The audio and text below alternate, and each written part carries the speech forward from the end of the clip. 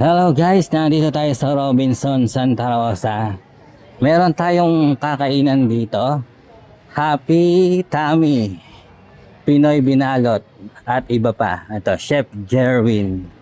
Masarap po ang mga ulam nila dito. At ang aking favorite ay Bicol Express, yung pork. Ma'am, order nga po ng Bicol Express. Pork po. Yung pork. May egg po. Meron. 110 po. 110. Dine-in po, take out. Dine-in. Ma'am, padagdag ng kanin ha. Okay. Thank you.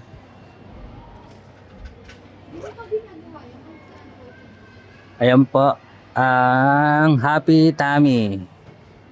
Umorder na po ako. Ito po yung mga choices nila. May chicken binalot at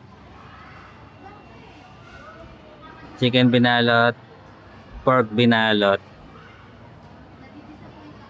Tapos mayroon din sila mga extra. Tapos meron din sila mga drinks dito. Cucumber sa malamig, soft drinks, bottled water. Mga salo-salo for sharing. Dito lang po yan sa may tapat ng supermarket ng Robinson Santa Rosa. Halos tapatan ng Handyman. Tapos food court po ito. Try nyo po dito kasi yung lasa po ng ulam nila tapos yung kanin nila lagi mainit. Masarap po yung ulam. Ayan po. Dati po mayroon ako nakita sa SM, doon ako dati nakain. Kaya lang nawala eh. Tapos dito po nag-open sila ng bago. Kaya yun, nakita ko ulit. Kaya tinry ko ulit. Ayun, masarap. Masarap talaga yung ulam nila. Siguro hindi kinaya ko pa sa SM, sobrang mahal kasi doon eh. Pero ayan po, mga kasikreto, ayan po yung best seller nila ng mga ulam. Lalo na yung mga nasa baba. Marami pong choices dito. Puro mga adobo, kaldereta, minudo, binagoongan, igado, kari, Bicol Express.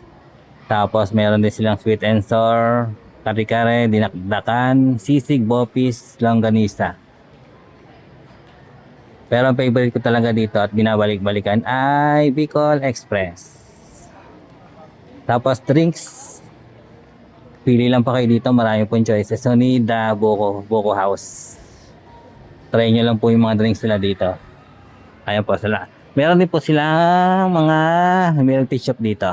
Kaya yun mga kasikreto, try nyo na po ito. Maraming pong salamat.